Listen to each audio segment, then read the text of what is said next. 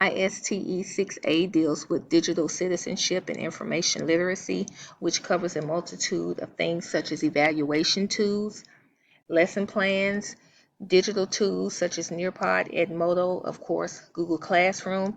It talks about plagiarism, copyright infringement, the difference between the two, because a lot of times students think they can just copy and paste, even though they've cited the work and think that it's not plagiarism. So it gives a student the accountability of knowing their rights and responsibilities, the do's and don'ts when it comes to technology, when it comes to writing papers with copyright and public domain, the legal protection that they have, acceptable use policies that are used in various schools to protect the student as well as the teacher.